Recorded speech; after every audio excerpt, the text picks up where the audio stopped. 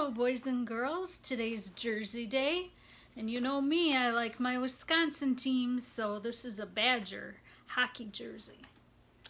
So yesterday's mug said children first, and I'm getting low on the mugs, so I had to break out a Christmas one. So here's one of my Christmas mugs. Okay, so chapter 14. Oh no, more snow!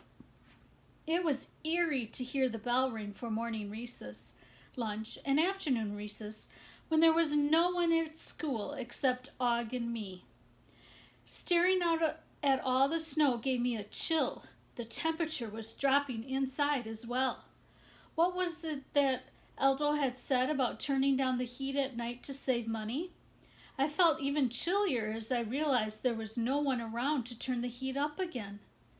Luckily, I had my fur coat, my sleeping house, and a nice pile of wood shavings I could crawl into to keep warm. I wondered how Og was doing with nothing more than 4 glass walls, some greenery, and an unheated swimming pool. I dozed for much of the day and nibbled on the stash of food I kept hidden in my sleeping nest. We hamsters are smart about saving up food in case of emergencies. But my food dish was empty, and my water was getting low. Between naps, I gazed out the window. There were still no cars on the street. In fact, I couldn't tell where the street ended and the sidewalk began. Everything was a solid sheet of white. Og was quiet most of the time, and the crickets were silent too. I was bored, all alone in the classroom. I even missed math class. Finally, I hopped on my wheel for some lively exercise. That warmed me up, but it also made me hungry. When I checked my stash of food, the only thing left was a limp tomato stem. The bell signaling the end of the school finally rang. I wondered what my classmates were doing. AJ was probably watching TV with his family. Garth and Andy would be playing video games.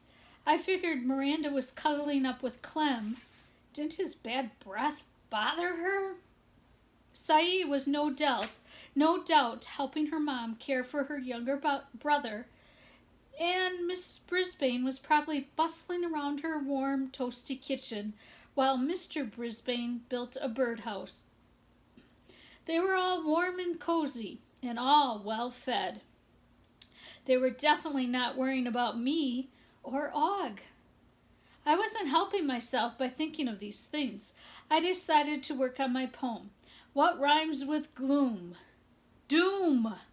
I slipped my notebook and pencil out of their hiding place behind my mirror and burrowed down in my pile of wood shavings to keep warm. I promptly fell asleep. It was nighttime when I woke up.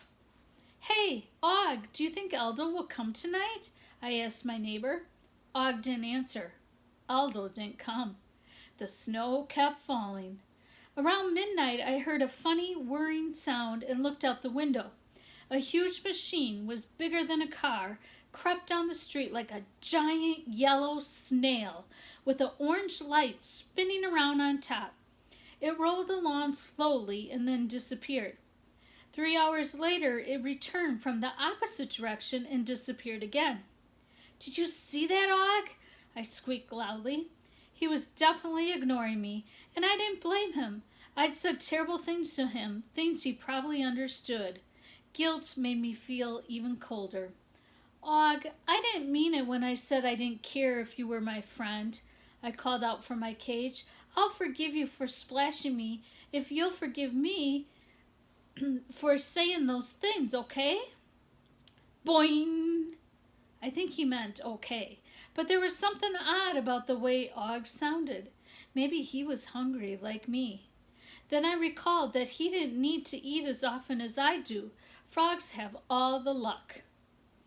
The next morning, the snow stopped falling, but the ground was covered and there were still no cars or people to be seen, except for the parked car. Even if it hadn't snowed, nobody would have come to school because it was Saturday.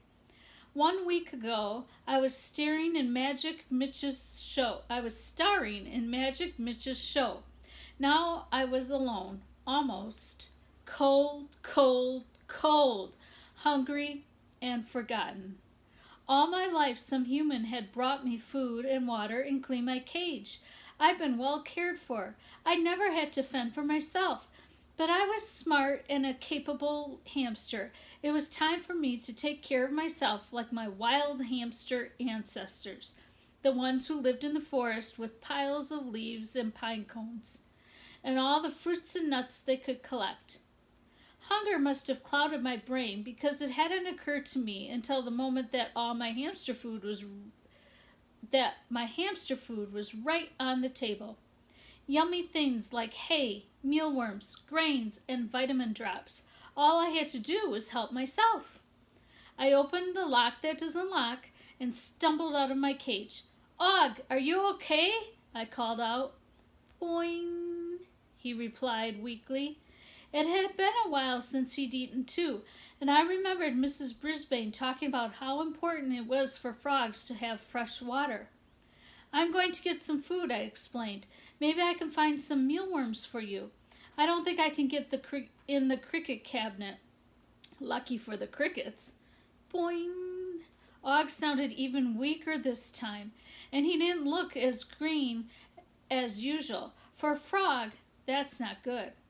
I rushed across the top of the table, slightly faint from hunger, and there they were, a great big bag of Nutri-Nibbles, a taller bag of hamster hay, and a giant jar of mighty mealworms. Yum! Of course, getting from the table to the top of those containers was a big problem for a small hamster. If I climbed up the bag of Nutri-Nibbles, for example, I would be in serious danger of falling into the bag and getting trapped there. Even though I loved Nutri-Nibbles, I didn't want to spend my last minutes on Earth being crushed by them. No, the only sensible approach was brute force. I decided to take a run at the bag and knock it over. The treats would tumble out and I could eat to my heart's content. I took a deep breath and I ran at the bag, yelling, "Charge!" It didn't quite work according to my plan. I hit the bag with all my might and the bag tipped a little. Unfortunately, then it tipped back the other way and crashed down on top of me. I wasn't crushed, but I was trapped underneath the bag of treats. There was little space around me and I could see a glimmer of light. I could breathe too. I just couldn't get out.